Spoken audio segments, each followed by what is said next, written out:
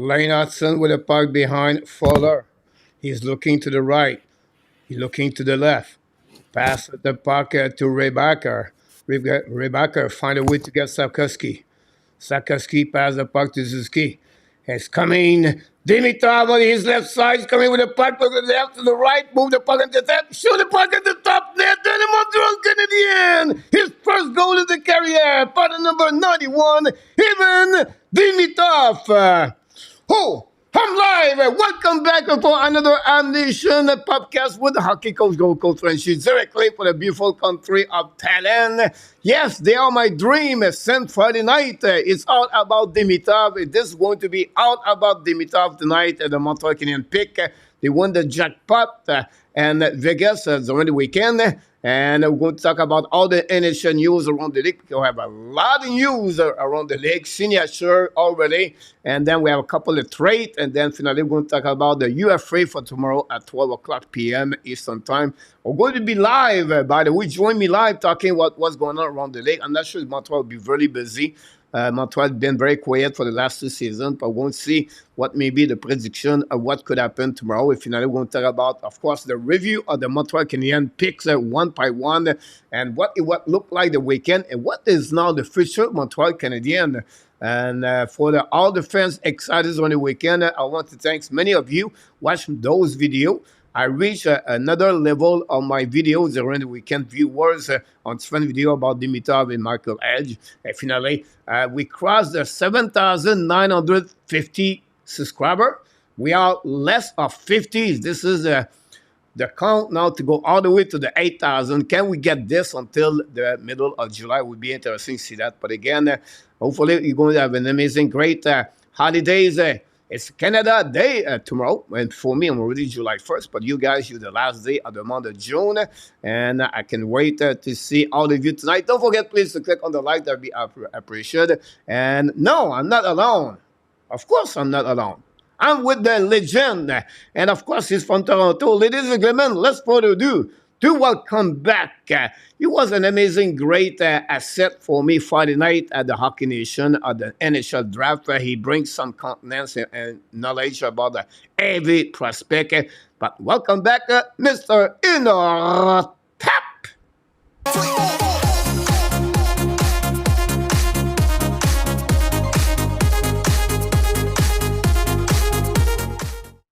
Mr. Nartap is not there anymore. What's going on with you, Mr. Nartap? A lot of things going on here. It's up here. About this one there, it's up in here frozen, Mr. Nartap. I don't know why you're frozen, Mr. Nartap. We'll see. That's live sometime. Well, it's up here. So we'll see if I can rebuild this. I can rebuild this. I can rebuild this one over there. And I can do this for that. It looked like we move up everything. Guess number one. Mr. Nartap, are you still on here? Mr. Nartap, just come back if you don't mind. And we'll see now. We're going to rebuild everything here. I don't know. I'll be honest with you. I don't know what happened about this one. I'm going to move this up. And we're going to remove this anyway. It's not a big deal. And there we go. We're going to go down this one. We're going to get this one over there. We're going to go this one over there. Mr. Nartap is going to pop up. And next again, Mr. Nartap, are you in, Mr. Nartap? Mr. Nartap is back in the house, Mr. Nartap. I don't know what happened, Mr. Nartap. I was dreaming. You were dreaming. You sure were, man. Oh, my God. Dream. I thought you were going to say he scored the Stanley Cup winning goal.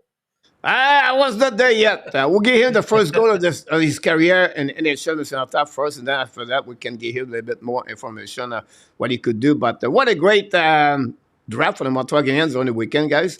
And I tried to finalize my last move here, Mr. Nartap, to get back on the track for what we need to do here at our Canadian show. It's happened sometime. We have a lot of people in the chat, Mr. Nartap. We're going to welcome everyone. Claude Richard, Martin Belzinet.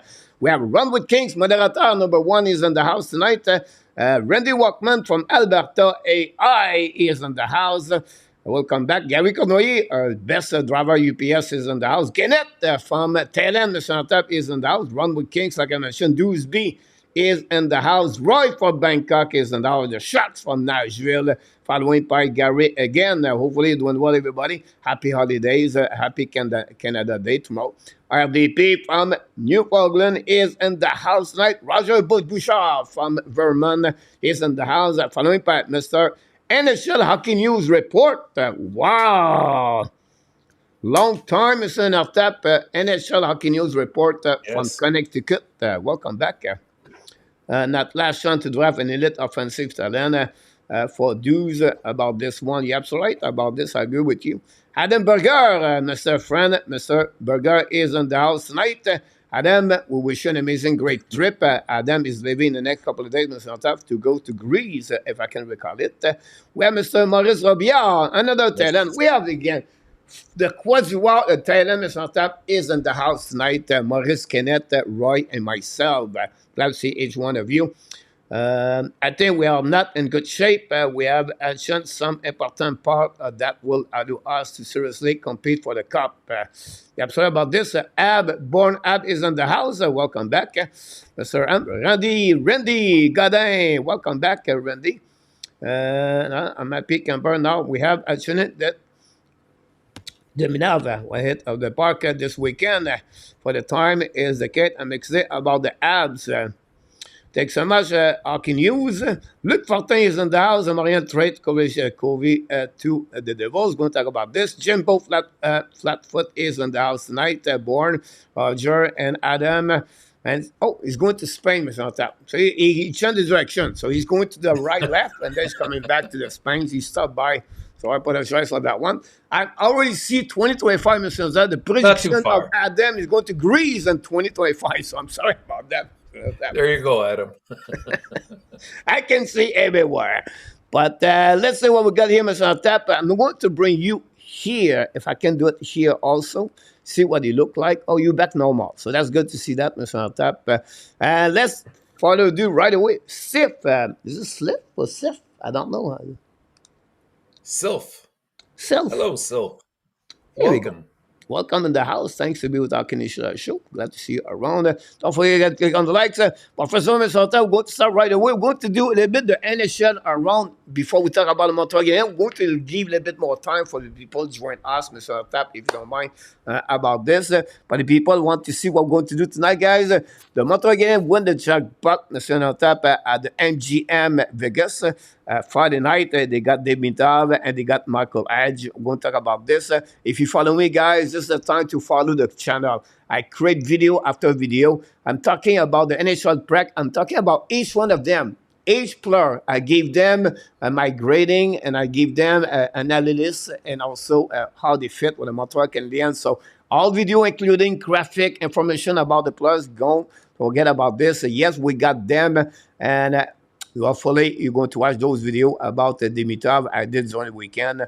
So don't go nowhere. Here's the place to be, Mr. Nartap, about this one. So let's see, talking about the first subject of the night, Mr. Nartap. The Montreal Canadiens announced a couple of hours ago. They make a trade. They trade finally Jonathan Kovacevic to the New Jersey Devils. So maybe give us maybe your first opinion about that trade for the Montreal Canadiens. Well, I think it's mostly to try to get some, create a little bit of space because there's a bit of a log jam with the defensive core. And they want to see how things materialize this year with guys like Mayu and obviously Hudson, and obviously have that space to offer to those individuals should they be ready to make the jump to Montreal. We kind of knew this was going to at some point happen, and we did get a fourth out of the deal. So, I believe in 2025, if I'm not mistaken. And yeah, that's about the going rate right now. Yeah, I'm sorry about that for sure. Kovacevic, honestly, guys, this, like you said, Mr. Tap, is a salary cap. Plus, he opened a spot for, at least for Justin Barron at the beginning of the season. We know Caden Coley is going to start the season, I believe, on the right side with Savard. So that gives you three defensemen right now for the Montreal Canadiens. And at some point, they need open spot for Logan Mayu, Mr. Tap, and, of course, for David Rebacker. and to not lose him on the waiver, I think for Montreal is to add an asset 4 round pick for the Devils. It's okay and return, and that's the reason I think the Montreal did it, and that gave it a little bit more space to see can do. This is not the only trade they're going to do. I believe more new move is going to happen in the summer for the Montreal Canadiens, but at the end, great. Move for the see the best for Kovacevic. Kovacevic, honestly, did pretty good when he was claimed from the Winnipeg Yeah. Jets a couple of years ago. Play a solid 77 game, I believe, his first season, at least over 70 game. He was the second best player with Montreal, about the most game 2 years ago. 37, I believe. I'm right behind Suzuki. Obviously, this year with the new arrival of the rookie players or the more players like Strobel, example, seeing the more and the constants in the lineup for the Montreal Canadiens and other players. But Kovacevic at many times was healthy scratch. Not because he's not good enough. He have a +9 or +11 at the end of the year. It's just now Montreal have to open more spot for other players. So that's a bit about Kovacevic. Nothing else I can add about that one. We're going to go quick, guys, for about 7 minutes about the NHL news. I think you need to know what's going on. The Toronto Maple Leafs And are on there's top lots of news. already with Danev, Domi, and Lindgren. Lindgren signed a new contract at 2 years, if I can recall it. Domi get an extension contract also. So both of them, for Domi, doesn't go to the UFA tomorrow. And they got the right of Christian Danev. We know already traveling the GM have some kind of, the relationship with Danev, play with the Calgary Flame. During the time he was the GM over there. So possible Toronto find a way to keep him over there. We're going to see if it's happening or not until they open door for the UFA. But this happening in the world of the league. And after, if you want to add maybe 1 minute about what's going on with there. Yeah, just basically, Tanev has been a target of the Leafs for quite a while. They've been pursuing him aggressively, and by all accounts right now, something should be announced officially tomorrow. But it looks like he'll be joining the Leaf camp. Domi, I believe it was, if I recall, a 4-year deal that they renewed him at, if I'm not mistaken. But just going at the top of my head, and yes, Liljegren was a 1-year deal as well. So they're trying to solidify the defense. Also, look out, because apparently they are going to be in the sweepstakes for a couple of other defensemen that are available tomorrow. So we'll see how that goes down. It'll be interesting to see how they make the cap space work for them, because right now they're pretty much up to their neck in terms of the salary cap. But I'm sure that they'll make it fit somehow. And who knows how this whole saga with Marner is going to end up going. So there could be something big in the works there as well. Well done about the Toronto Maple Leafs. We're going to go all the way back on the Detroit Red Wings. This happening, guys, a couple of minutes ago. Emily Kaplan for the ESPN announced on my feed that Patrick Kane is going to sign a 1-year deal with the Detroit Red Wings, so return for 1 more year with the Red Wings. Some rumor in our time was around about Kane with his team, so I think that will shut down everything. But maybe add what is good for the Detroit to get Patrick Kane back with them. Well, we saw last year just how invaluable he could be to Detroit, and well, to any team really. But last year with Detroit, I mean, he was pretty much back to his old scoring touch, and when Larkin went down, they really needed him to step up, which he did. There was a lot of talk from different sources that other teams were interested in possibly trying to sign him, like the New York Rangers was one team. Dallas was another one. Buffalo was in the report. Even the Montreal Canadiens at one point popped up in the conversation. But he did sign eventually with Detroit a 1-year, $2.75 million. Well, actually, I'm not sure about the money amount. I'll have to check on that. But it's just a 1-year deal right now. I think for Detroit, they needed to do this, and I think it'll help them down the road.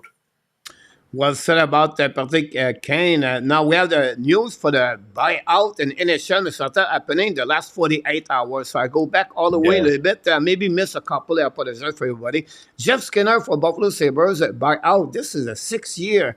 This is really interesting that's about a that. Nate lot. Schmidt for Yeah. the Winnipeg Jets. The goaltender Campbell for the Edmonton Oilers. Cam Atkinson for the Flyers. Maybe I missed one or two, but there was the big name about those players during the weekend for sure is Skinner. So any direction or any team could get one of them or maybe not. And is that remind us a bit what happened with Matt Duchene last year with the Dallas Stars get Duchene for $3 million after he was buy out by the Nashville Predator.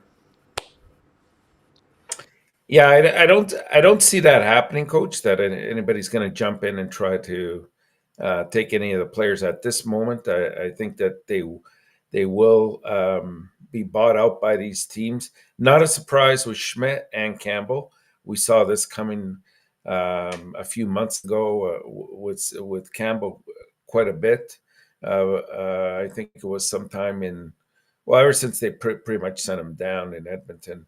But Skinner to me was quite a story. Like I I know that they tried to get a couple of deals going with Skinner, but obviously the contract and the length of it was a bit of a concern.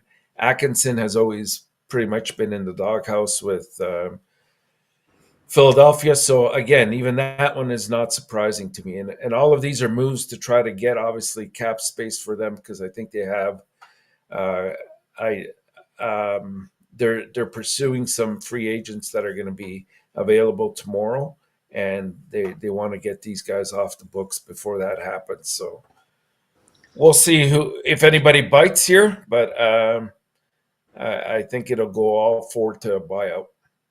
Exactly. What's Canada say $17 million at the end of the contract, but still they have to have a couple of years with a $5-6 million per year on the dead salary, and then they have to die with $2 million for 3 years. So we'll see what happens about that one. Then probably like Nate, maybe not active at the NHL draft, but very active outside of the pick of players on the stadium. But they make some move. First of all, they trade Sergachev, a little bit interesting trade to the Utah, return Moser, and of course, a couple of picks, and of course, Kiki.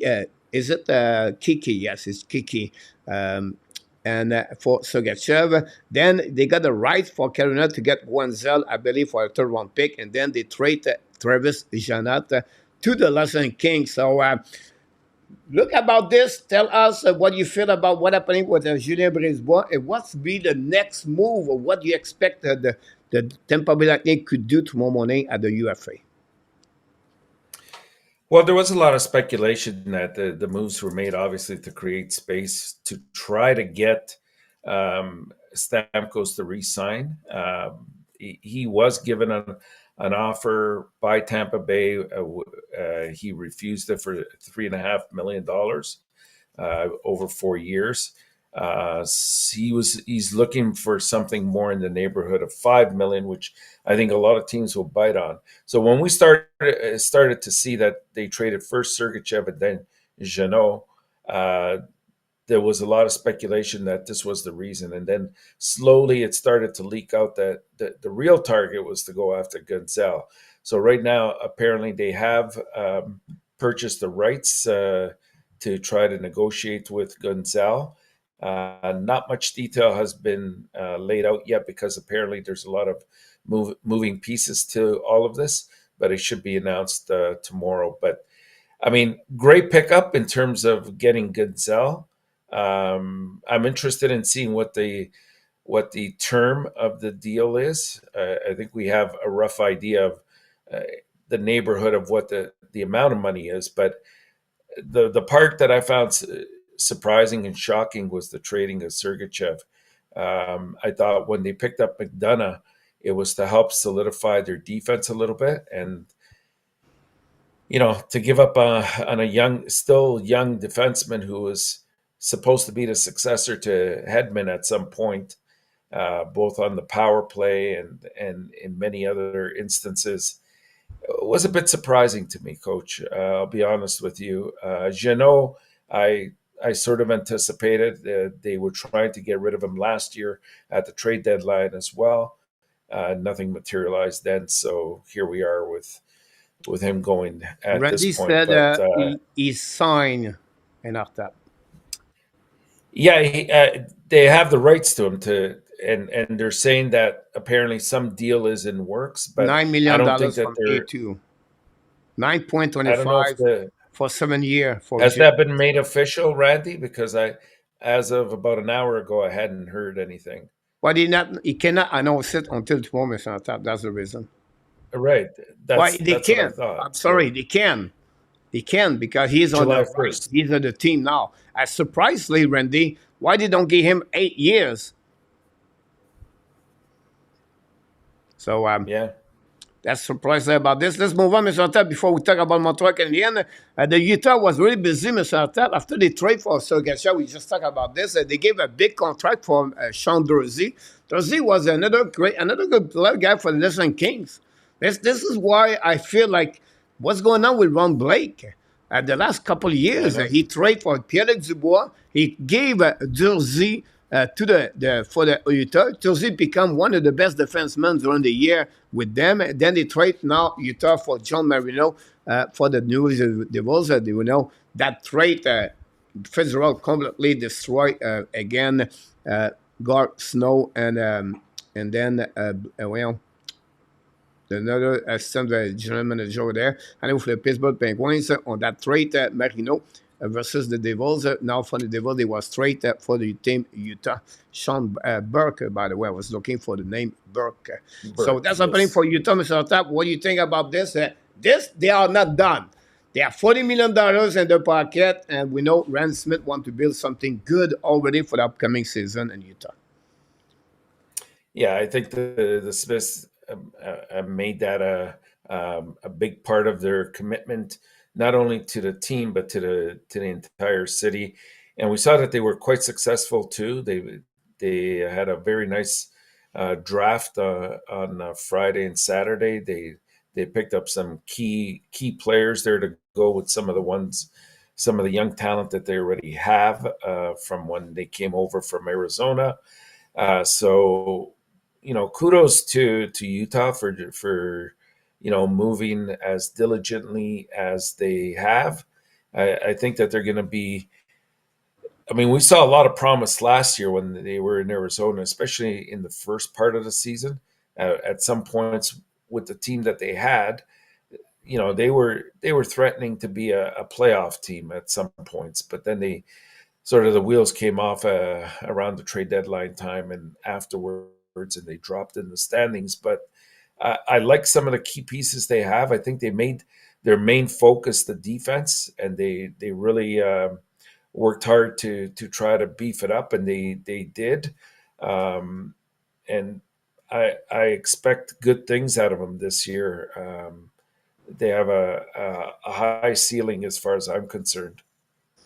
Here we go. Willie, my dog Snyder isn't out. We have a lot of people pop out. Guys, don't forget, please, to click on like if you don't mind. That'd be great. Blake did need to sign a good D. Dottie cannot keep play 28 minutes. Yeah.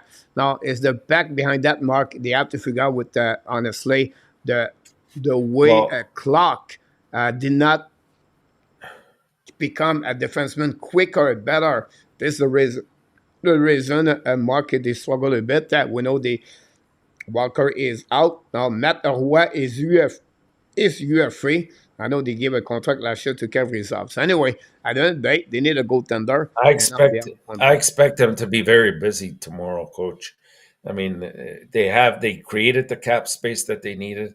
I think they're going to be after about three or four different players, and they'll probably be very successful in getting them. Yeah, I'm sorry about that. We're going to finish this NHL news, guys. Then go to Montreal Canadiens. Thanks for being patient with us.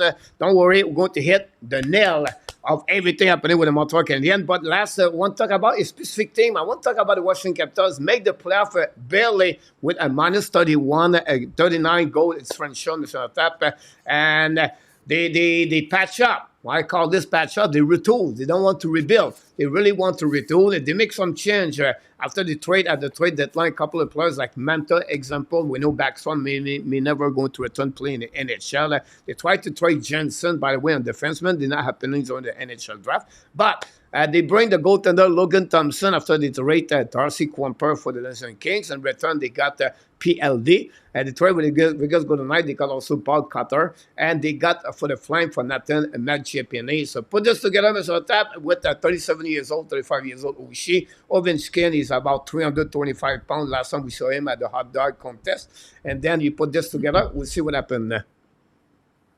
Well, it's amazing that, I mean, we knew something was going to happen with Thompson because Vegas said that they were going to obviously go in a different direction, and that indeed ended up happening.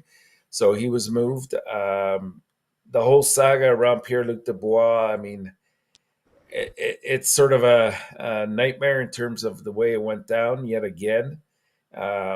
It's I don't know. This guy is really puzzling to me because when you look at the skill set that he has, he can really be dominating in this league. It's all between the ears, I think, with Pierre-Luc Dubois. If he ever were to sort of focus himself to the game and to his team, whatever that team might be, I mean, you're looking at a player that could be considered a unicorn. But the red flags have been in about 3 cities now. From Columbus to Winnipeg to LA, and we don't know what's going to happen here now. But it was a tough one to swallow for Blake. But at least I guess they got ahead of the problem here and sort of made the admission that it was a mistake in terms of the amount that they gave up for him in the first place for basically his services for 1 year. Now with Mangiapane, I mean, he had a couple of good seasons and with Calgary. I thought, his work ethic was quite good, but we saw that in the last couple of years, he hasn't really stepped up. I think he had 17 goals last year, and maybe the year before was 19. So this is a guy they were expecting to get around 25 to 30 goals on a consistent basis. And he's also, from what I can see, he's also lost a step in his skating and his speed. And so that was a bit of concern for Calgary as well. We're going to see what happens. I mean, Calgary's another intriguing team. They're a team that refuses to try to build from the bottom up. They're trying to patch things up as they go along the way. Is it the right approach to take?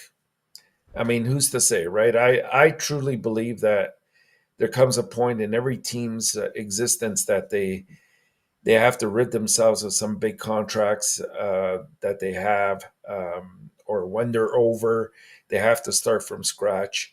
And it's primarily through draft acquisitions that you sort of collect the pieces, then you sort of manage the team that you have, you get rid of some bad contracts that you have, and along the way, you make them shrewd trade. Welcome, Gary. Welcome. Here we go. One more. And you make the proper trades when they present themselves. You approach the UFA when the time is right. And we're seeing that happen in Montreal, and slowly it's building to a stage that we like. But we'll see. Like Washington, to me, it's all. I think right now it's all about Ovechkin. I'll be honest with you, Coach. I think they'll refuse to rebuild until he's broken the record and is retired, and then they'll approach it from a different set of lenses. And that until that happens, I don't see a heck of a lot of improvement with Washington. Although I got to say they had a pretty good draft the other night, so at least that's pleasing to see, and it works in their favor. and within the timeline of when I think Ovechkin should break the record. Yeah, I'm sorry about this, Mr. Tap. Great, great information about all the trade, but it's time it's on a tap because the people are excited. They don't forget everybody click on the like. Have some new people pop up and welcome everybody. Thanks for being with us. Welcome. Don't forget please to click on like. Mr. Tap, are you relaxed right now? I want you to right now just sit down, relax for about 30 seconds. Just let it go. Just let it go. Let everything get out of there, Mr. Tap, and then just enjoy the next 30 seconds, Mr. Tap.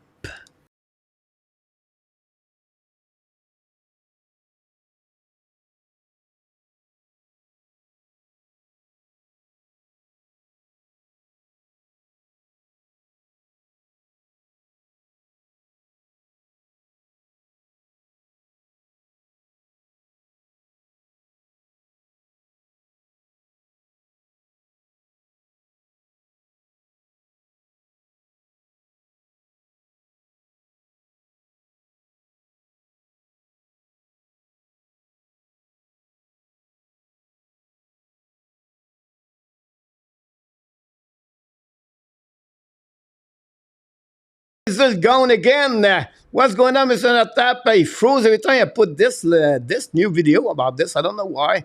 Hopefully, he will be back again, Mr. Tap. Apologize for that one. He disappeared. So, you have some problem with the software. Going to fix this after the show. But yes, even Demidov, draft fifth overall pick for the Montreal Canadiens. Ladies and gentlemen, wow. We was not the expectation. We want to thank, first of all, the Anaheim Ducks. Why? Because Anaheim Ducks was really the team I was worried at the number third overall pick. We knew, for me, when I was expect a Celebrity, Lechenov, and that pick of the Anaheim, I was not really sure. And I was not sure because who they going to select? Zeliev, Demidov, and maybe other players. I was shocked when they announced Seneca at the third overall pick.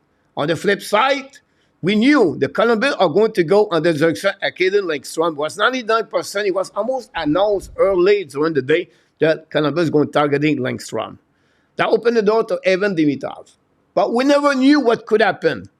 In the last couple of years, the Montreal Canadiens changed their idea or did not please a lot of fans. The fans was targeting Shane Wright. Last year, they was targeting Michkov. Both of them, they select Ken Hughes, Sakoski, and, of course, last year, David Rebacker. Today, now, we have possible and elite players. And his name is Evan Demidov. And we'll see happening about this. Let me respond about this one, Mr. Tap. I don't know why he disappeared. So we don't know why the reason he disappeared, Mr. Tap. He's like a magician. He's in Vegas, right? So the draft was in Vegas, and that and after become a magician in Vegas, maybe have a new role at the MGM. But he's back right now, Mr. Tap. I don't know. Every time I change the graphic, it disappears. So I don't know if it will happen again, Mr. Tap.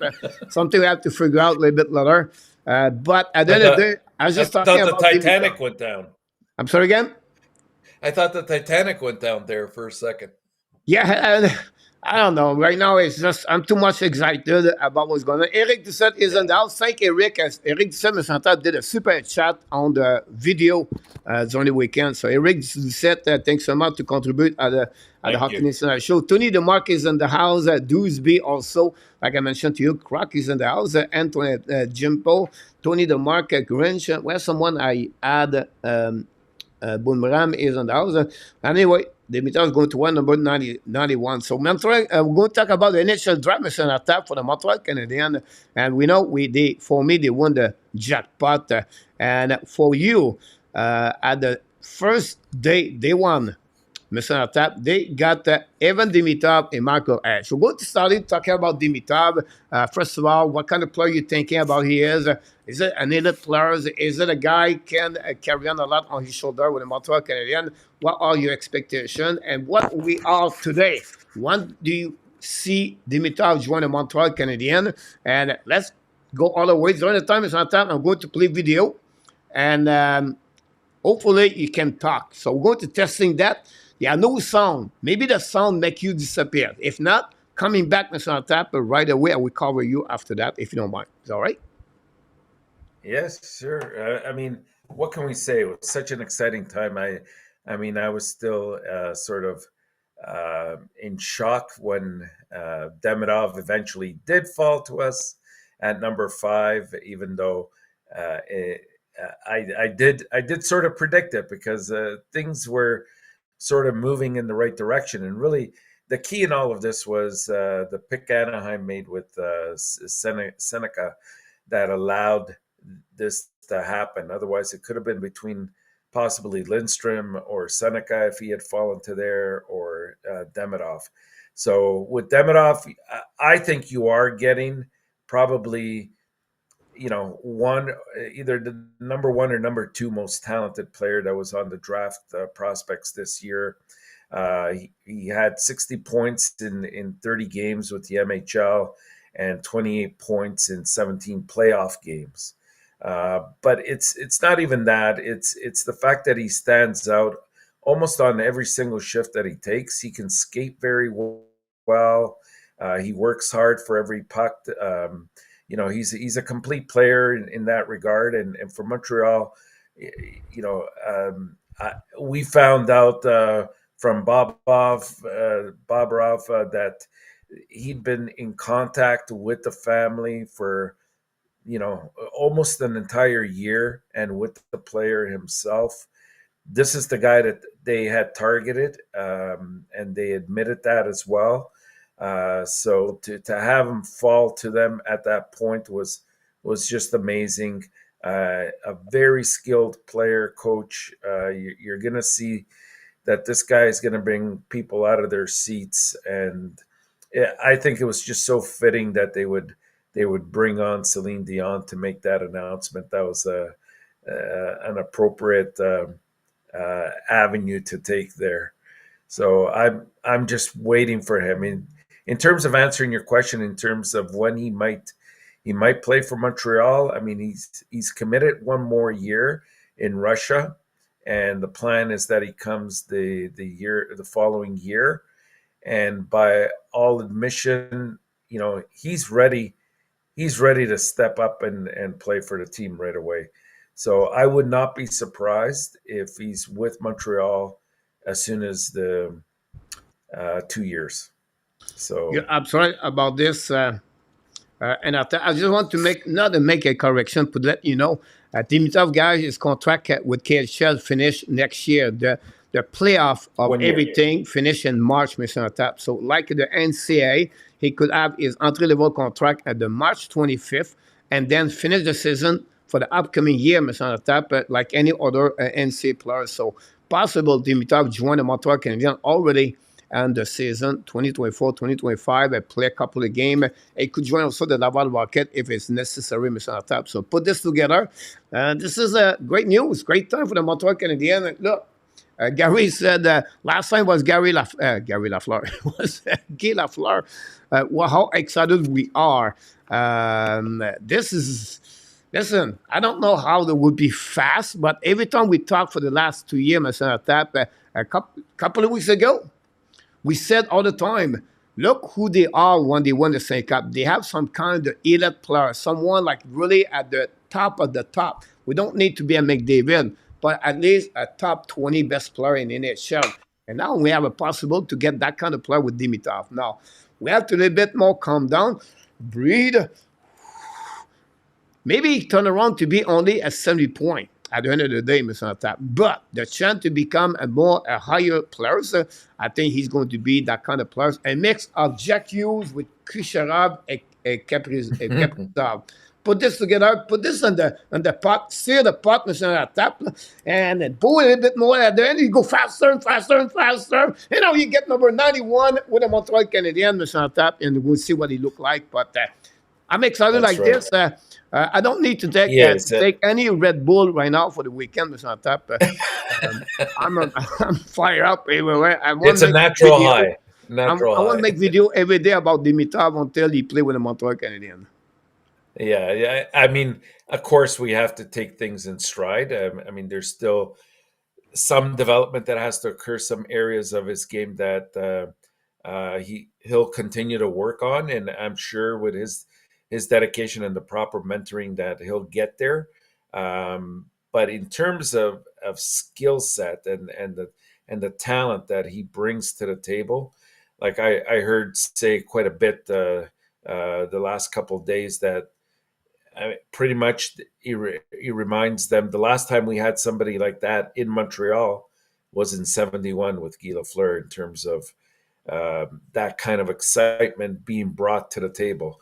And um, it's going to be amazing. I think what's even more interesting is how much better will he make some of the players that are around him, and vice versa? How much will some of the players we currently have improve his game? So if you consider maybe he might be playing on a line down the road with, let's say, Slavkovsky, Suzuki at center, and Demidov on the wing, like these guys could put up very big numbers between the three of them. So it's an exciting time, and we do have to take it in stride, but at least we know that we're moving in the right direction. Yeah, I'm sorry about this. We want to welcome back. Alexandre Maillard is in the house tonight. Crux also says, hey, look, this is going to be it's another brick for the wall, right? We talk about put the right piece Yeah, at the right spot at the right time. And I think what we learn we can use, guys, is for the fans, we want everything fast, right? Everything in life fast: the phone, the TV, the internet, the fast food, fast food. right? But Hughes and Gordon are right there, the most calm people. They are patient. They know what they're doing. They already knew they're looking for Demidov guys before they select Rebecca last year. This is That's right. Mr. Natat. This is like crazy if Yeah, you think Chipper about this. Jack. They already Yes, put yes. his name on the wall, said, look, we're going to targeting a great right defenseman. We're going to select again another spot on the check out, right? They get the goalie Fuller. They get the Doc, another great center right there. And then add New Hook as a speed at a great T9 forward, top nine. And now they said, look, in 2024, everything that all the pieces fall at the right place. Hmm. Dimitrov could be the player we're going to get. No doubt in their mind. And they play a game, Mr. Tap. How they are, it's crazy, Mr. Tap. I can't Well, you believe have it. to be.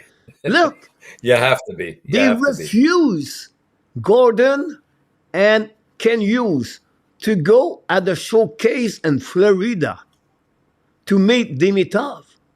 Do not You give know why? any trace to any other team in NHL. They are interesting to Dimitrov. They play Absolutely.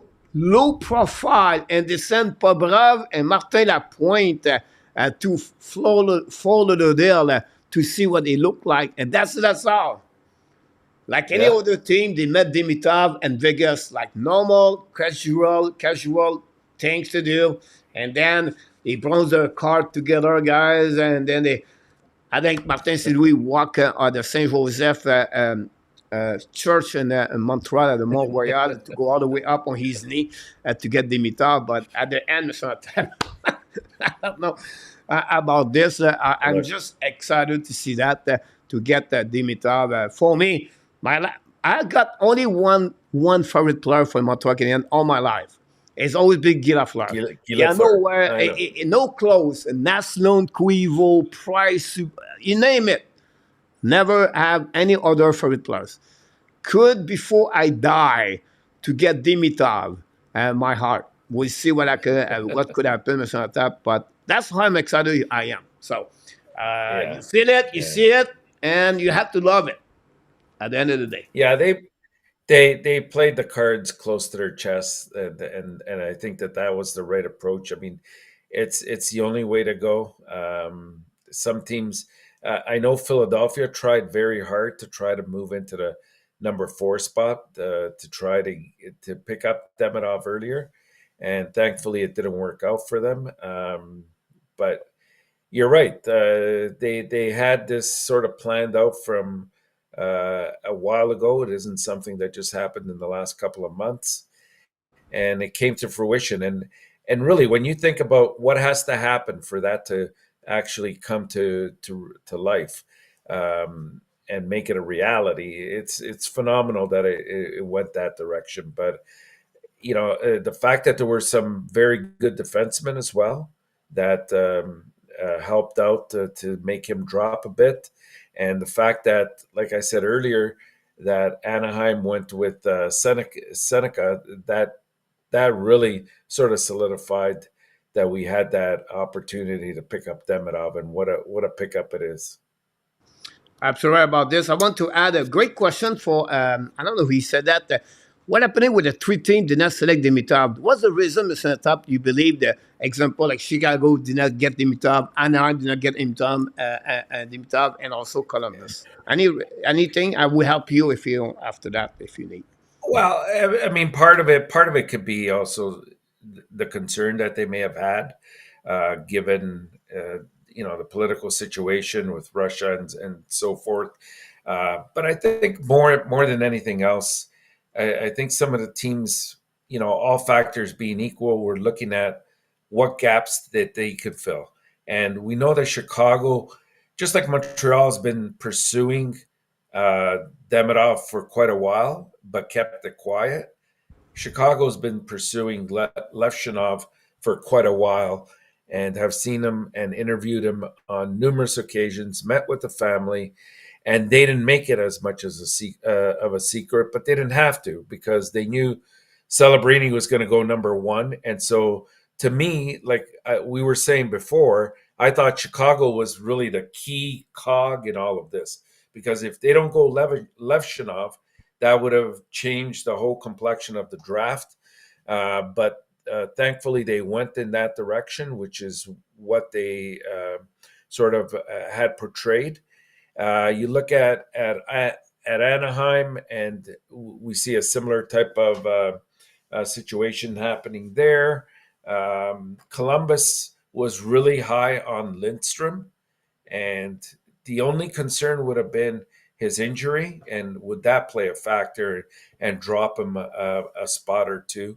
And the fact that they, generally speaking, don't go too many Russians on that team. So we kind of knew Columbus would more than likely go Lidstrom, and as it turned out, they did. So it worked out nicely. And sometimes, we always say, coach, in the draft, yes, you have to obviously do your research, and you have to do your due diligence in talking to the kids, and reviewing their tapes of action. But there's a huge element of luck in terms of how things work out. And then, does it come to fruition that these players will make the NHL and become effective players? That's the other component of it all.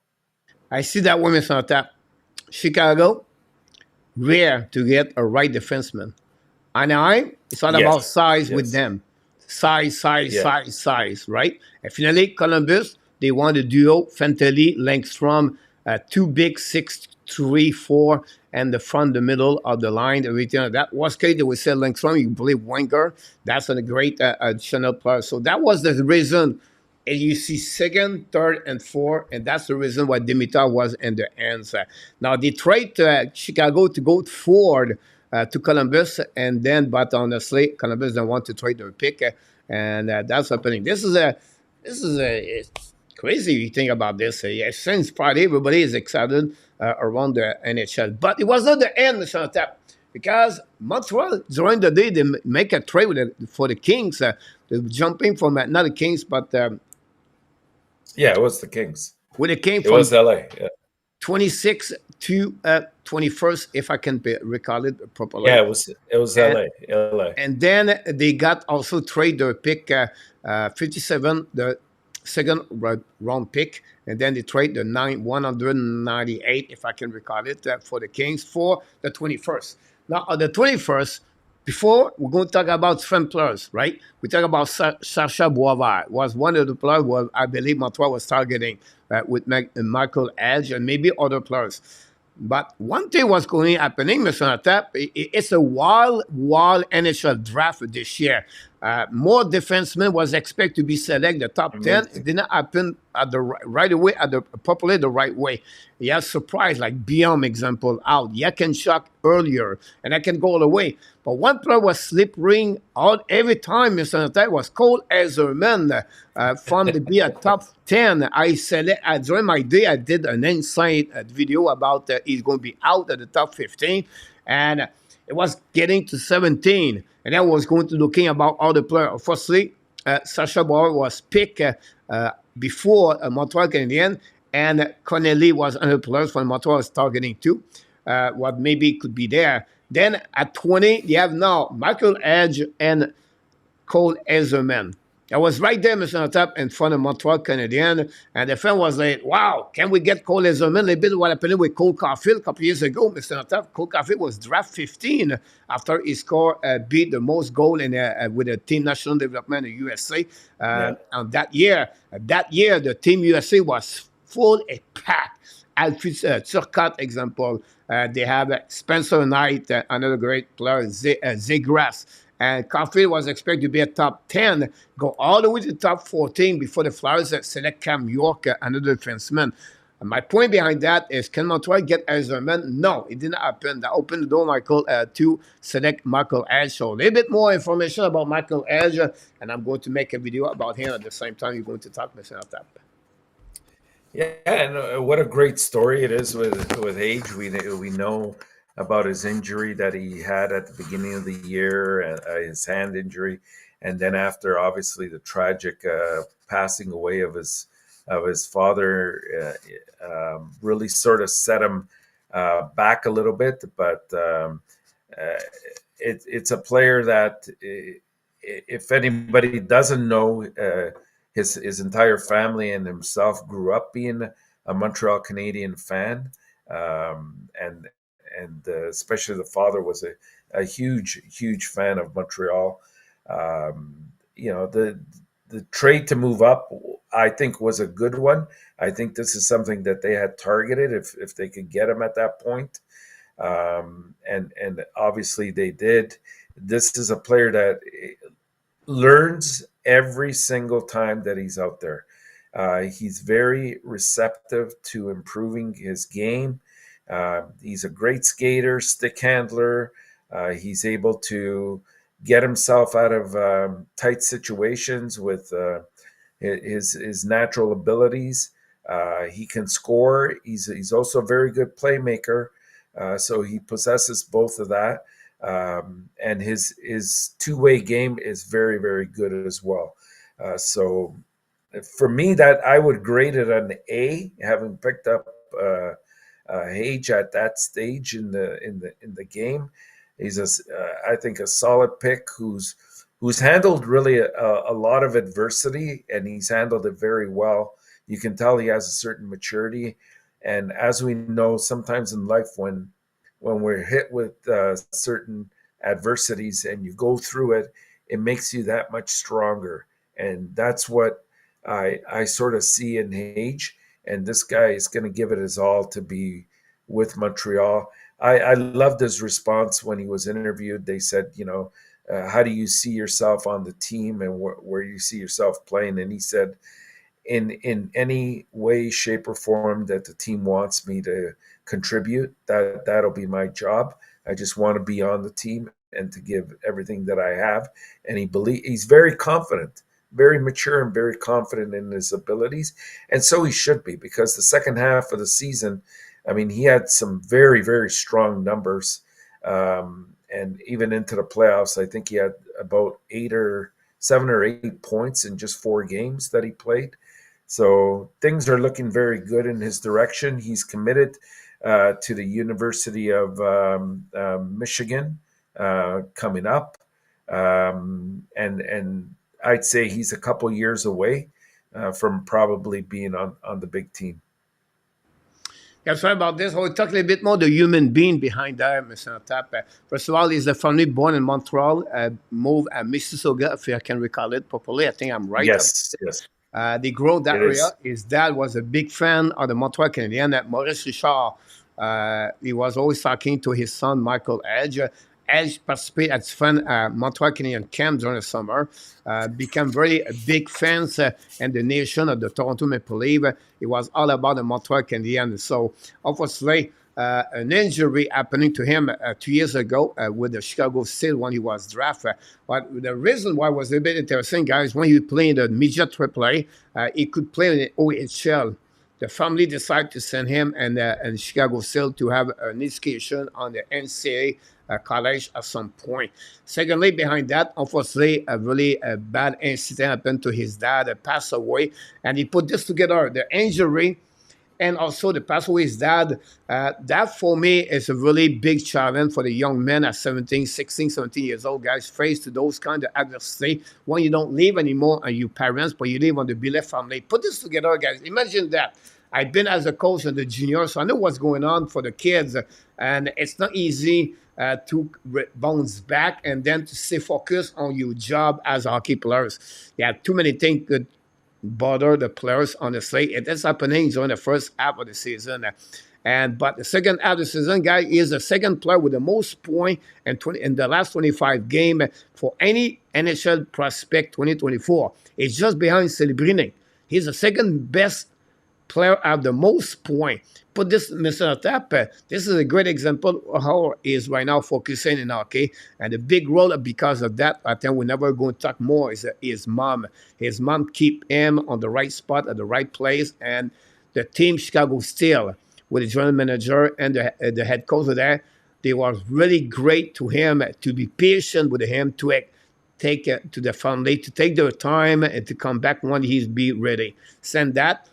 This is a guy, guys, like 2 years ago, without those incidents and stuff, he would be considered a top 10 in NHL draft. At no doubt, it was supposed to be that way. A little bit like Cole His Zimmerman numbers would have been on inflated. that one. Yeah. So, again, this is a player, guys, going to be interesting to see his development, as how he's going to grow, and also his progression. We don't guarantee here to become a backup or a player like that, but could become a top 9 with the Montreal Canadiens. It's funny, Mr. Tap, when you started talking about him, I'm looking at his body, on the eyes, the way he skates and all that. And I know maybe it will be some people that, why?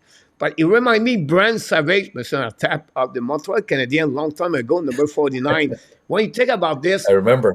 6'2", skinny guy, not like a really physical, right? But he can score, put the puck in the net, Savage, Mr. Tap. We call him the Rich Jackson, the Mr. October, but that's another subject for another time, talking about Savage. By the way, he have a son was drafted Red Savage, Mr. Tap. But that's another subject. That's right. About this. Yeah. Anyhow, for me, it's another great pick for the Montreal Canadiens. I'm glad Montreal, and I recorded it, I did it, and I've said this many times before the NHL, Montreal should take that pick. Because it was too difficult, Mr. Tap, to take the 26 to go all the way to 10 without sacrifice a solid prospect for the Montreal Canadiens. So can you take the way? I thought he would try to get 17, 18, 19, 20. They get 21. They got lucky to get Michael Hage and Cole Ezerman, or Cole if he was still there. But I think it's a good turnaround out there. I still believe they were targeting whatever Martin St. Louis said they're looking Michael Hage. It was him or Sacha Boisvert. I still believe Boisvert was really one of them talking about them also. But great asset from Montreal Canadiens. I will ask you the last word about Michael Hage before we move on to the next picks of the Montreal Canadiens. Yeah, I mean, Marco's mentioned it so many times as well. It's all about asset management, and with all the draft picks that you have and the prospects that you have to start bundling some of them up to sometimes either move up in the draft, or if you have to package some of those picks eventually to get a player in a trade or a trade deadline time, then that's what you need to do. And the management has a real good feel for how to do this. We saw it last year when they picked up Newhook. We saw it the year before when they, packaged a pick with Romanov to get eventually Doc.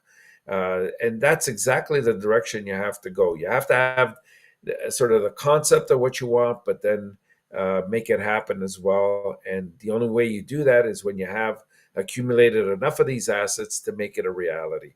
And that's what's happened. So, again, very, very good remarks towards both Hughes and Gorton for allowing this to happen, and they knew where they were going to go with it. Yeah, I'm sorry about that. We talk about edge, top ceiling, and also Demidov is going to move out a bit more. What happening with the Montreal? Day number two, Mr. Tap, was a quick. I couldn't do a live stream with the day number two, Mr. Tap. Every 30 seconds, I have a selection for the initial team. It was too hard to go with this. I sat down and I took a note and I was waiting for the Montreal Canadiens. And we are more active, me and Artap and Marco in the chat, talking each other. The Montreal Canadiens select at number 70, Mr. Artap, Aatos Koivu. Is son of the Saku Koivu with the Montreal Canadiens. So give us a bit what the expectation about Koivu, and maybe the people knows a bit more about Koivu. And that's what you think of how you feel about that selection from Montreal Canadiens. 70 overall pick, Aatos Koivu. Well, he had 25 goals and 28 assists in 48 games last year. He's a 6 foot, 170 pounds, so he's still a bit on the light side. I hope that he puts on some solid muscle weight and builds his frame up a little bit more. But ironically, this happens 31 years after Montreal selected Saku Koivu back at the Coliseum de Quebec, and that opportunity came up this year in Vegas to pick up and draft his son Aatos, and they didn't hesitate to take that opportunity. That all fans, I think, on some level had hoped could materialize. In terms of the ranking, some of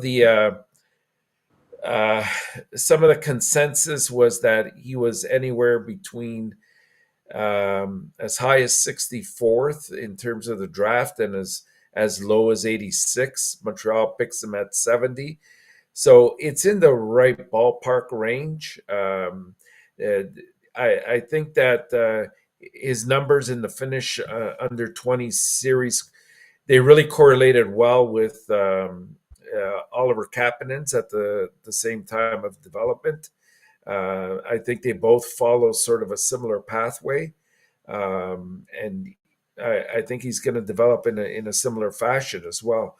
I like this pick as well. It made a lot of people in Montreal happy, but I think it's more than just sentimental reasons that we're happy about it, because he does have a high ceiling as well if he develops in the proper fashion.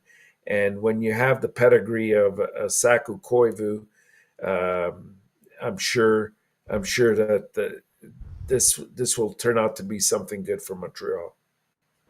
It was said about him, of course, Koivu. Look, he can put a puck in the net.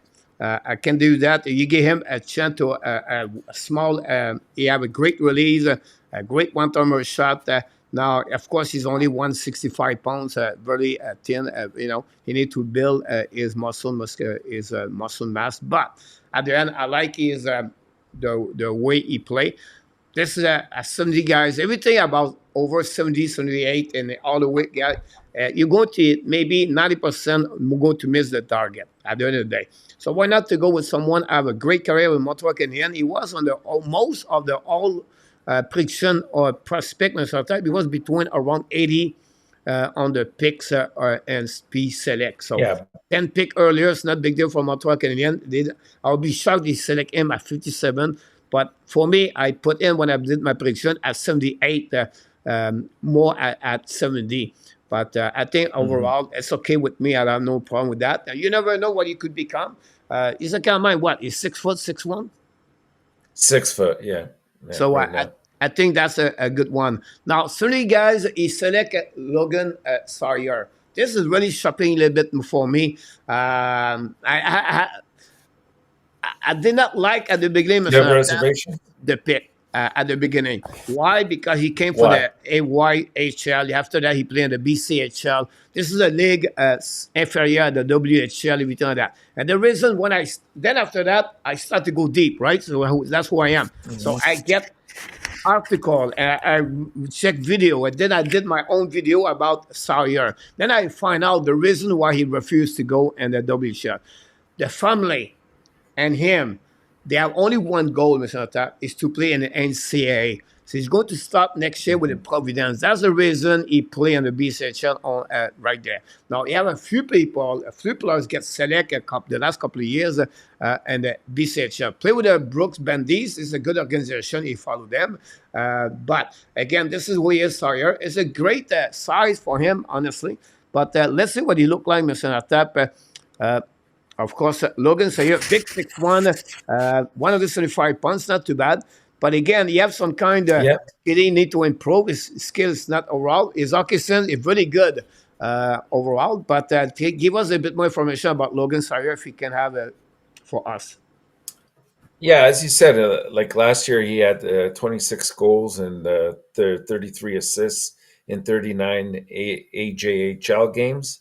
But then in the BCHL, he had 9 goals and 10 assists. He's a. I think his skating is not up to speed in my eyes. That's one area that I think he'll really have to work on hard. But his work ethic on the ice is very strong, and he's constantly looking to make plays. At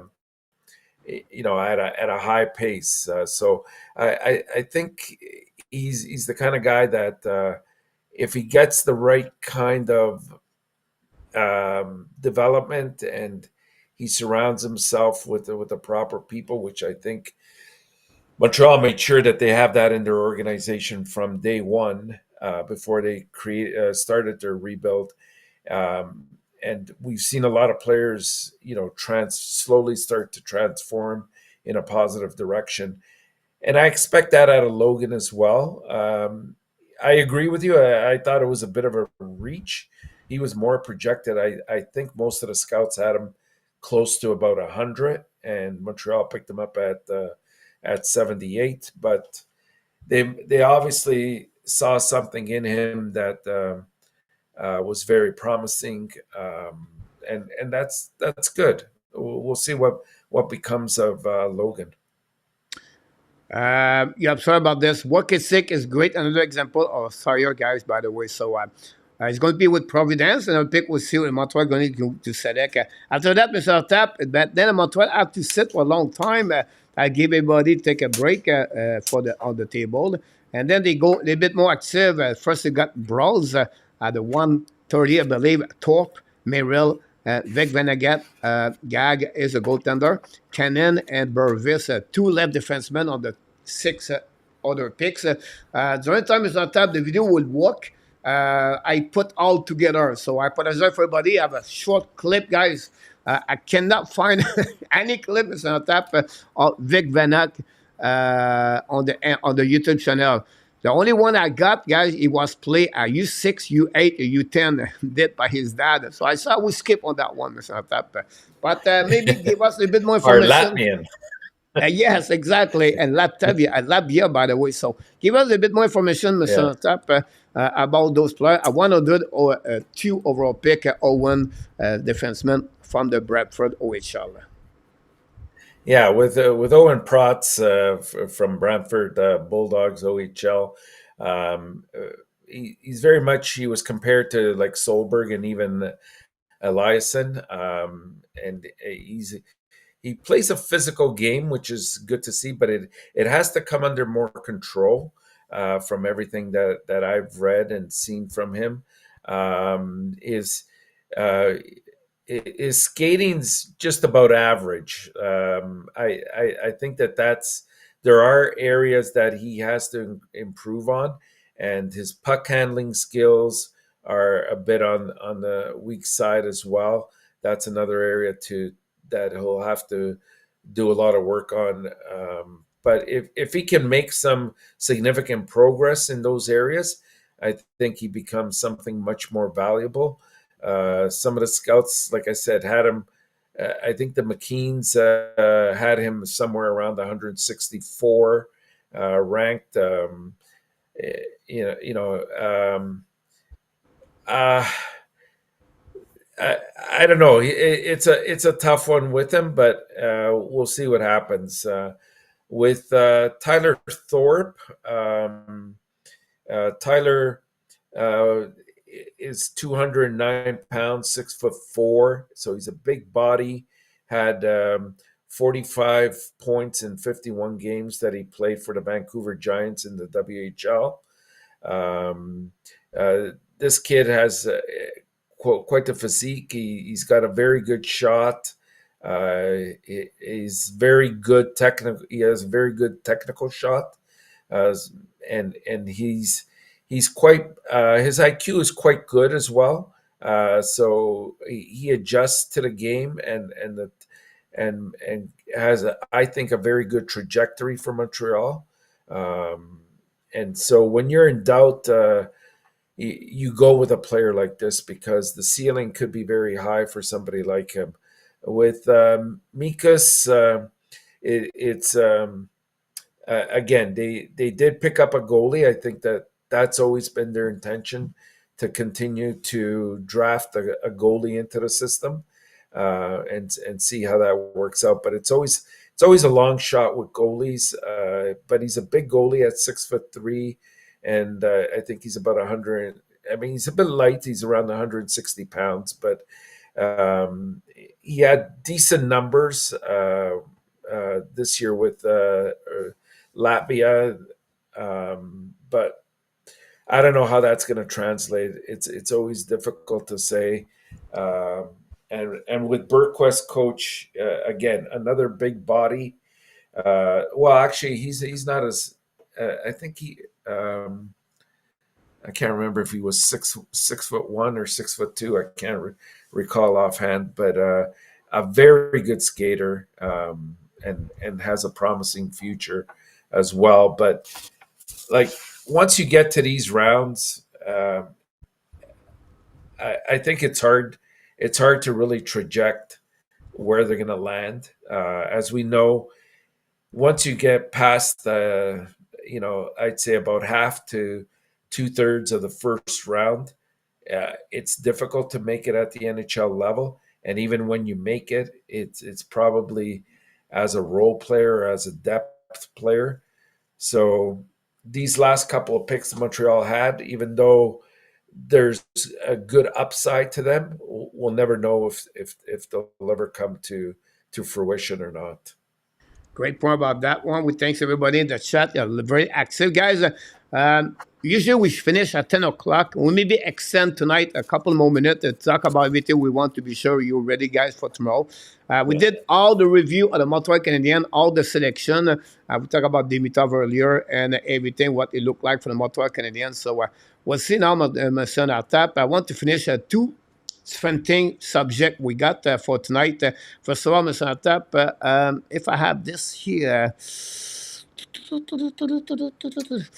want Coach, to talk if about you the UFA, but I just want to get a Mr. Atap. I want to talk about the winner of the NHL draft. Here we go, Mr. Atap. And I make a board. If I can get it properly, guys, we'll see about this one. I have so many things, Mr. Atap, on my this.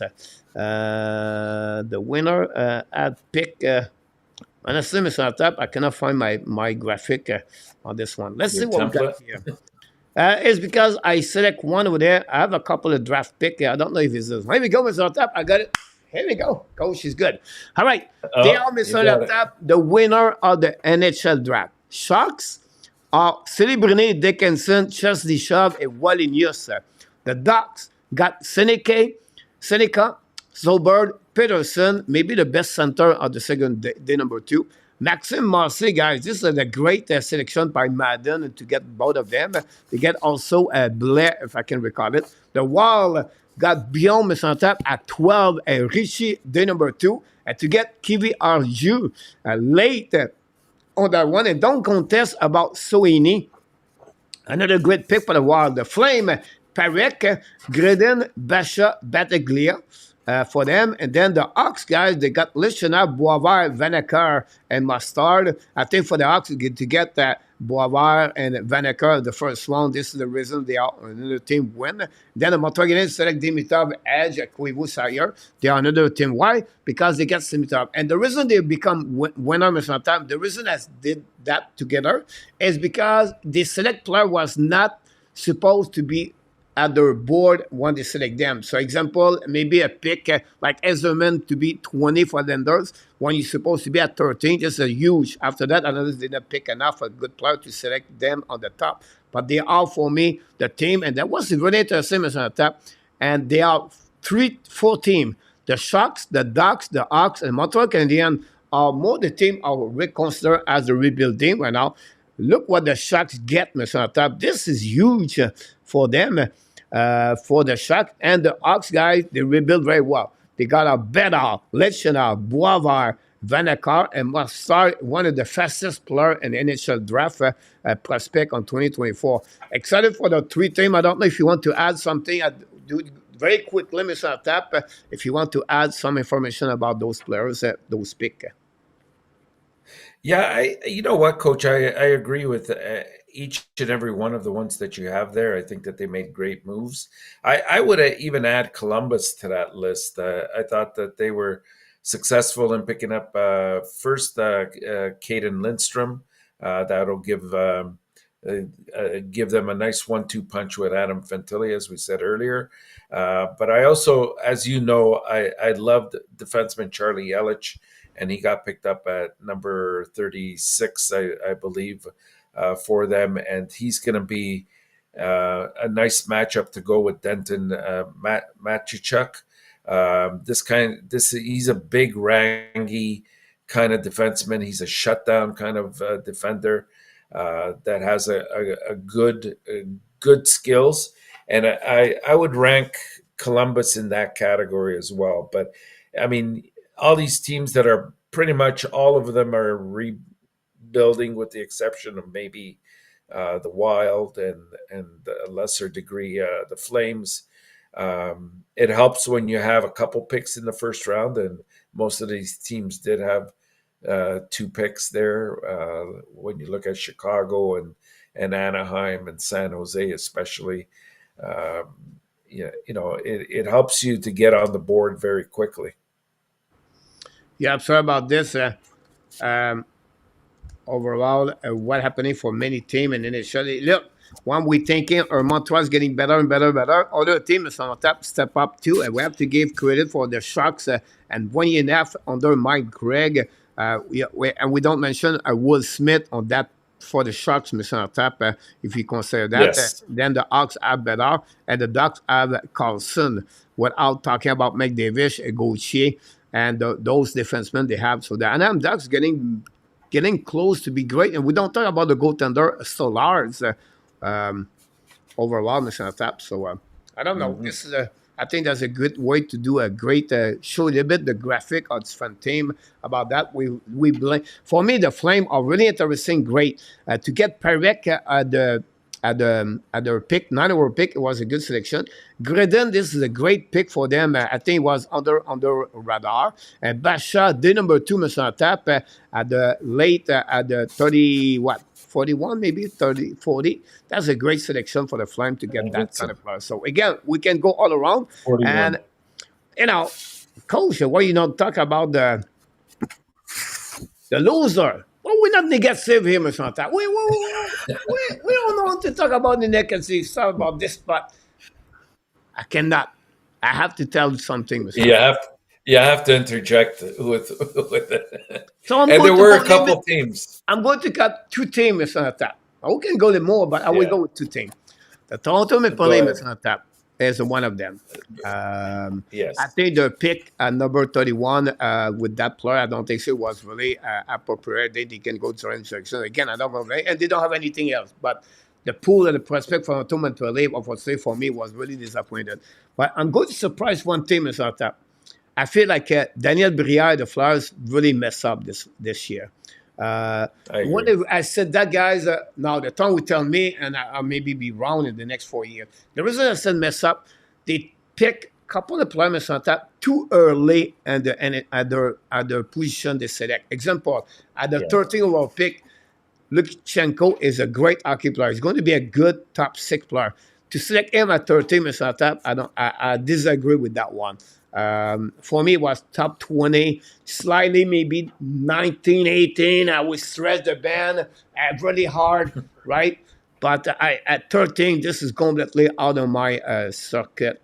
I don't know if you what you feel about that one. No, I would agree. I think he was ranked more around 19 or higher. And I thought it was a bit of a reach as well when there were other prospects that I thought would have fit better into their system. Um, I agree with you. I think Philadelphia was one of those teams that, given where they selected, which was at 13th, and then they had a later one as well. I think at 51, and also the 59th pick. Um, I don't know. It was a disappointing draft for them. And the other team I would put into this category, but mostly because they didn't really.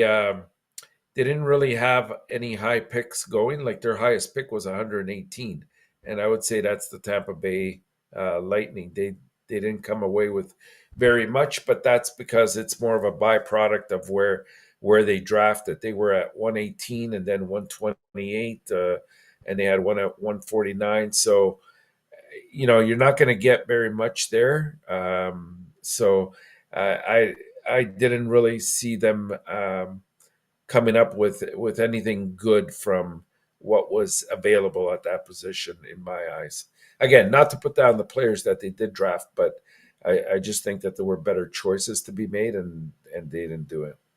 They ask you about one question, Mister. He asked you about how do you feel about the NH for the New York Calendars? New York Calendars have Arizona. I think this is a steal for them, honestly. And then Yeah, also they have yeah, two goaltender. If I recall it, they pick the sort of.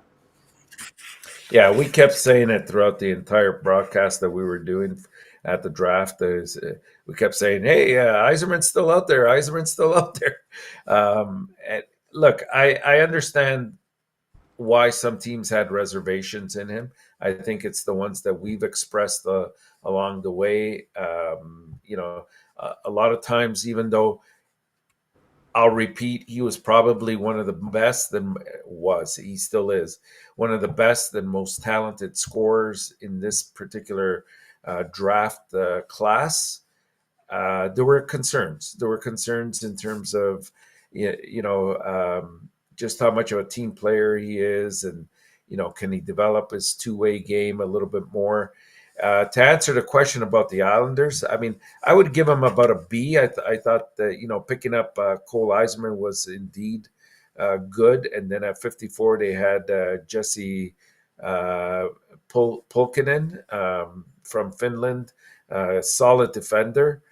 They picked up two goalies in Dmitry Gamson with 115 and Marcus Gidioff at 147 as well. I really like So this goalie. he's good, and he's got the potential to. He played for the Sweden junior team, and he's got potential to really be a solid goaltender in the future. So overall, I thought that they drafted maybe two good snipers out of the whole thing, and also in Pulkkinen they're getting a 6'6" defenseman, and we know that they valued their defenders very much, and he'll fit in with that kind of team. He's got a bit of a physical aspect to his game as well, and it's what have we always said about the Islanders? They need scoring. So now down the road, if you put somebody like a Barzal with Cole Eiserman, I think you can see some very good results, because that's been lacking in Long Island for quite a while. So I'd give them a solid B in terms of their drafting. Great point about this, man. So I'm going to finish with the NHL UFA. Everybody have a question right now for anything happening at the NHL draft, for any team, any prospect you want to talk about. This is the time, guys, before we switch the gear for the UFA tomorrow at the July 1st. This is the Santa Claus NHL, honestly, for everybody. Or some people call this the Rick Tibietro Day. Yeah, the Rick, You know? yeah, the 25-year contract for. Yeah, so I think this is the last year. It was the last year for them to pay I to think get to so. Mr. Tap. So July 1st, guys, every team have a specific buyout or the player does not part of the team anymore, but they still have to pay the money to the players, right? But they have to pay that the July 1st. So this is the reason without this about Rick DiPietro. You can go with Alexei Yashin if you want to go that direction. But would be interesting about this. We have a few people knock the door. Richard Johnson is in the house. Victor, don't forget, guys, to click on the like and subscribe to the channel. We're going to go, Mr. Tap, at the UFA. So what I did, Mr. Tap, That's good. I think it's not about me, Mr. Tap, but I think everybody come here, guys. We give you a lot. We give you graphic. We give you information. We give you videos. We try to build that. Overload. And we do 90-minute show, guys. It take about 3 hours preparation all the time. Yeah, sometimes I have a slack of the commitment, but I know I try to get the best for the show for the viewers to see something bigger or different to any other channel. So, sometimes what I did for that one is for the UFA. I make a video. I make not a video. I put the name on the board.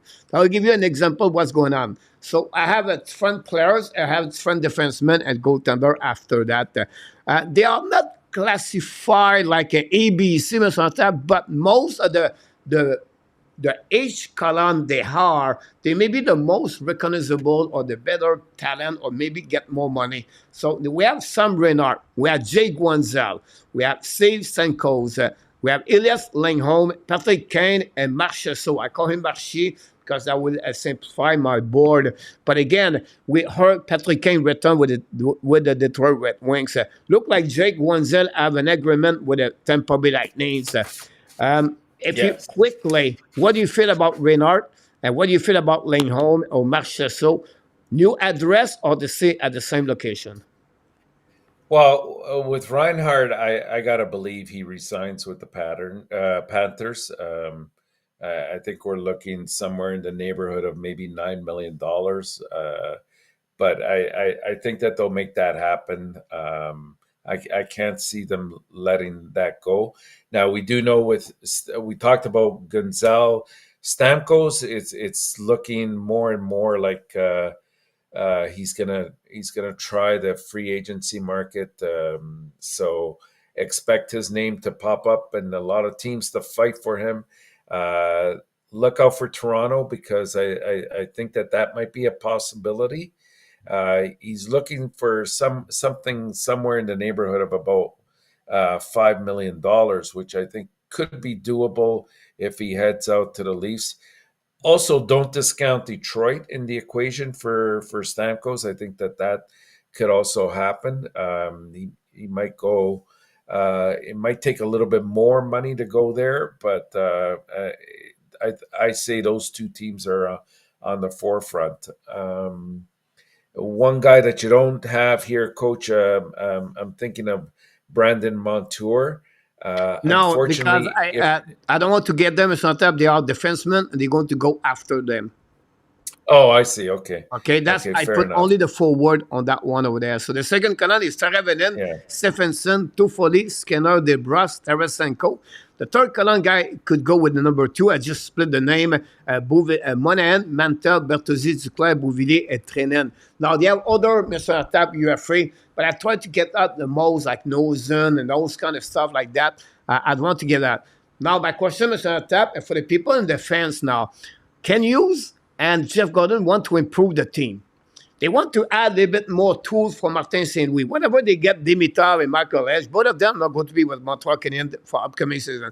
They are still with what they are right now.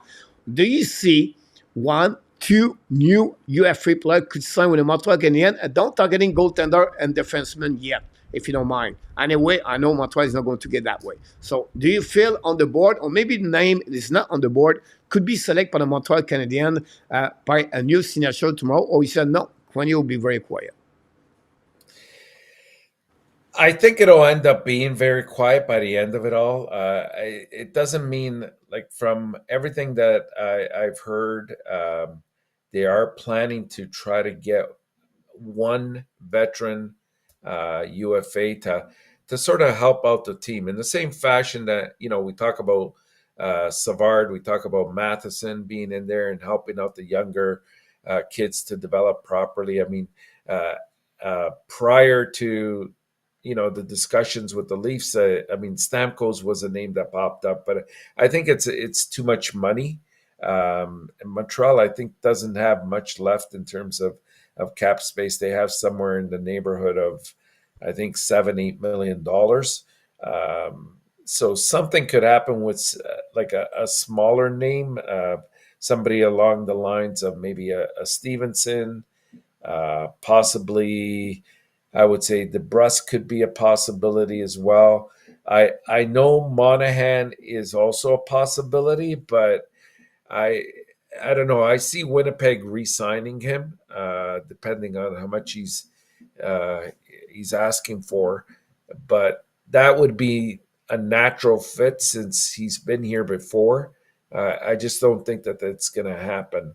There was even talk, coach, today again, just perusing through X Twitter, that Montreal was interested in Kane as well, but I didn't see that coming to fruition as well. So I think it'll be a quiet day. There may be one pickup by Montreal. I would be shocked if they pick up two players. Yeah, this is my question of the day, by the way, at 9 o'clock Oh, today. is it? Defensemen Sekech, Montour, Betche, Roy, Walker, Danev. They have a couple of great defensemen to be select.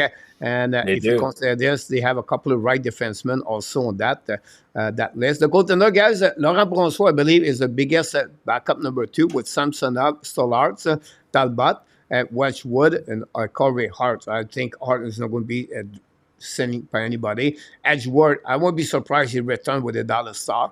Then Talbot, again, he considers that with Quamper. I think that would be a good asset whatsoever. They signed a 1-year contract to Riddich. Solars, I think he's going to fight with Spencer Knight. The Florida Panther doesn't have a lot of money, so maybe they will keep Solar for 1 year. But Solar could be a good select backup number 2 somewhere for a 2 years deal. Samsonov would be interesting where he can go. But Brossoit is really the one I believe could have a good offer, and he can request a $3 million to get a backup number 2 solidly somewhere. And for the defensemen, guys, we'll see what happens with Monto. Pesce could be with the Devils. Roy Walker, Roy, I believe, going to return with the Los Angeles Kings. Then Danev should be with the Toronto Maple Leafs. So Sekech, guys, I think you should stay with Carolina Hurricanes. I don't know if you want to add something, and then we're going to finish the show with other things I have for you. Yeah, and of course we're missing Nikita Zadorov as well on that list, Yeah, Coach. right. Yeah. I think it's possible in Zadorov's case. Again, the Leafs are rumored to be heavy pursuants of him. You're right about some very good defensemen that could help some of the younger teams as well. Like you look at somebody like Montour, and Pesce. I think that they're pretty good. I think Pesce probably signs. I want to guess with the Devils, probably in somewhere around $5 to $6 million would be my guess. With Montour, I don't know. That's a tricky one. I think he's going to get somewhere in the neighborhood of $7 million. I'll be honest with you. It might sound high, Yeah, it's but a I bit think high that for they're that one there. Would be interesting. Again, one thing we don't talk yet, Mr. Top, is the trade market, right? A guy like Truba. yeah.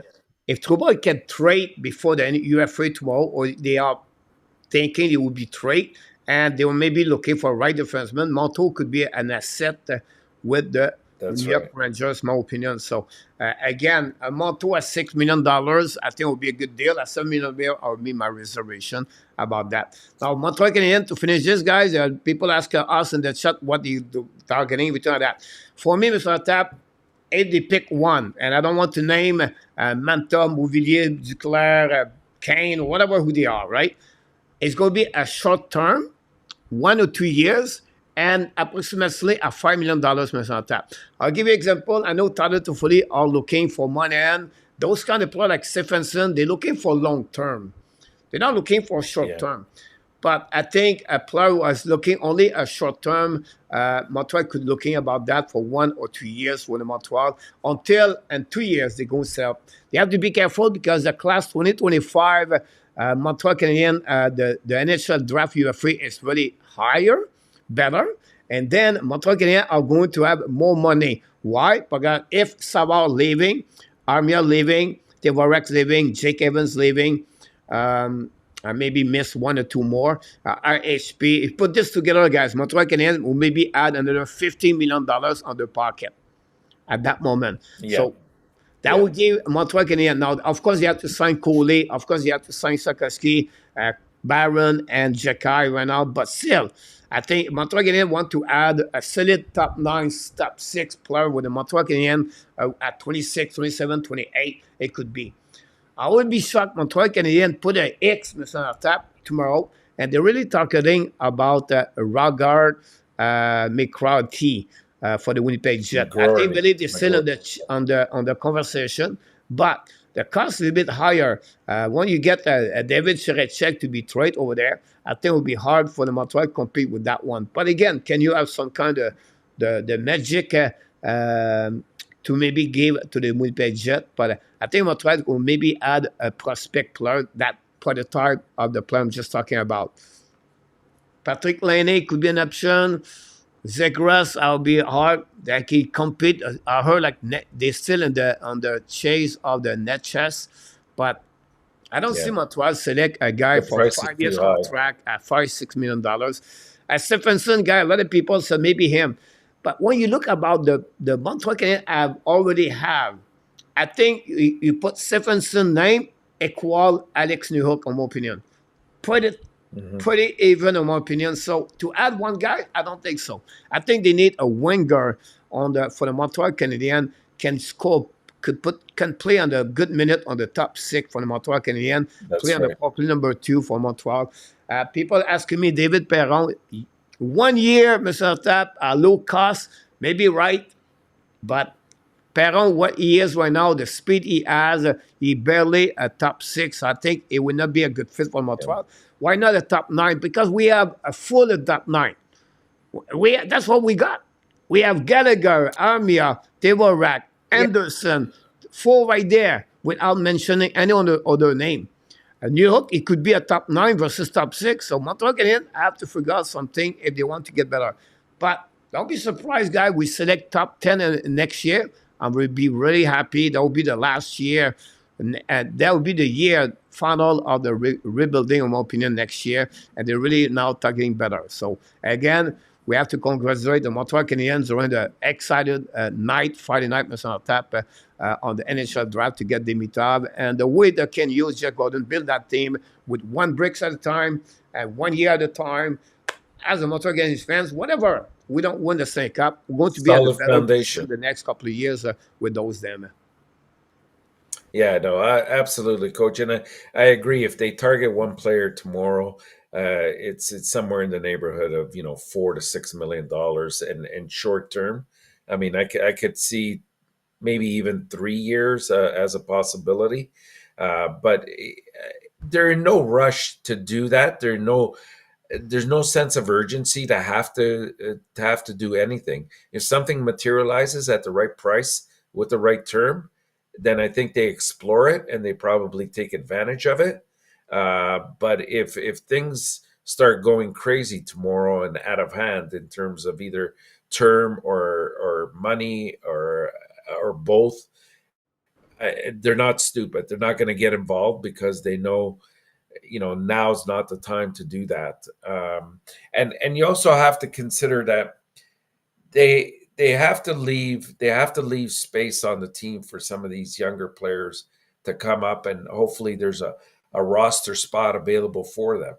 I mean, if they never come up to the NHL level to prove themselves, like if Roy hadn't been given the opportunity last year, I mean, we could speculate, oh, he might be a good one day, but we don't know for sure. It wasn't until we saw him over the course of, I'd say about 5 or 6 weeks that we said, hey, this guy has definitely got the right tools to stick with the team. And there's one spot that might very well go to him this year, and I would not be surprised if he has a good camp that he makes the team and plays on the third line as a winger. So I think you have to keep everything in perspective and not try to push things too quickly.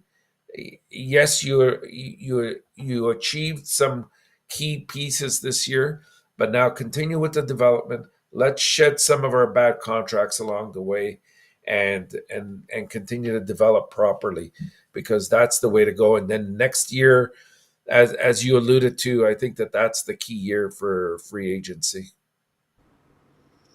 Yeah, I agree with that about that. The time you talk, I had so many people in the show at the same time. It's not easy. We have Sure. Mark. Now we have John Mickelson is in the house. We'll come back. Francois Pitt is in the house. Then we have Toffoli is going to Utah. John Mickelson. I'll be surprised that Toffoli is going that direction. Something guys will be active. Something at $20 million a plus. Many of them like. I'm talking about 6-7 of them. So Utah will be active. Chicago, I think, they're going to add more veteran players around that team. I would be surprised. Nashville, a ton of money. Calgary have a ton of money too, and it would be interesting. LA has money. Yeah, I think give you Utah. guys. I can give you the list right here, guys, if you don't mind. And while you're looking that up, Coach, Anaheim, just Detroit, Buffalo, Calgary, Chicago, San Jose, Nashville, Columbus, Carolina, Kraken, Utah, Boston Bruins. All of Boston's them an are interesting $20 million a plus, Mr. Attack. Yeah. Now, of course, they have UFA, they have to play to resign, but still, this is about 10, 12 teams are going to be really active tomorrow. What does Montreal have, Coach, since you have it there? Montreal? How much does Montreal have? Well, the problem with Montreal is not much because they have not carry price, right? So they have to wait for. They have $9 million. With the $9 million, they have to sign Baron, Jacky. All right. So if you put this together, then you have to remove the $10 million after that of the carry price to open up more money for them. Yeah, and just sort of to piggyback on what something you were saying earlier and going back to Rucker McGroarty, I mean, I still see that as a possibility unless, they're going to get really silly with the asking price Winnipeg. I think that's the kind of player that you want to acquire. He's a big, solid winger that could help Montreal. He fits in like time-wise and age-wise with the group that we have now. But it's going to be tough because I think there's going to be a lot of suitors for him. And probably the biggest one out there from everything I'm hearing is the Boston Bruins. They're going to go after him real hard. So, it could happen, but don't be shocked if it doesn't. You're absolutely about that. Just you talk about the buyout. We talked about this a bit earlier in the chat too. Wow, Mr. That. Great. What a great night of hockey talking about everybody here. We gave it a little bit more extension, guys. People asking me why you did not do it last night because I want to be everybody to come back together. We have a lot of great crowd tonight, Mr. Tap. It's the holidays in Canada too. Great people. So it's great to see that. Where Mother Luciano Ron is in the house tonight. I don't see RJ Calabo. No, I don't think I saw him either. I don't think so. Anyhow, hopefully he's going to be fine. We'll be there next time. We want to thank every one of you guys with all the likes tonight. All the new subscribers, Mr. Tap, we got 3 more during the show tonight. And of course, Mr. Tap, you again delivery like you do every single night. That's the reason we call you the legend. Because you bring everything. The reason the show is getting better and better and better and better and better and better because of what you do in the chat there, of course, and the side of the contribution on the Hockey Nation. Everybody, guys, we thanks each one of you for all the likes, but they're still with us from the beginning to the end and to participate in the chat with respect and fun opinion. And this is the reason we're growing properly the right way because you make the channel better. And I want to thank all the people, co-hosts like Inata, Marco, Franks, and Randy, and Michael Demidov. I'll be back tomorrow morning or maybe tomorrow afternoon, depending how you call it, at 12 o'clock p.m. for the NHL UFA. We will be live. I don't know the time for everything, but I'm going to give you a little bit more information. I'll be very busy. And then we'll be back again tomorrow night, 8:30. For tomorrow night, we're going to review of the UFA date and also what's going on for the Montreal Canadiens. We know Montreal Canadiens have a camp this week for the development, the center tap, or next week, next 5 days. It's next week, yeah. Exactly. So we're going to talk about this for the Montreal Canadiens. So we'll be talking about what you want to talk, a question and a Q&A tomorrow night. So want to add, Mr. Tap, one more thing before you leave the building tonight. You are awesome. You are amazing. You are the best. And remember, you have greatness inside of you. The 3-star of the night, Mr. Tap. Deuce B is a 3-star of the night. Secondly, the 2nd star of the night, N26, Mr. Tap, is a 2nd star of the night. And the 1st star of the night, we're going to go with TH.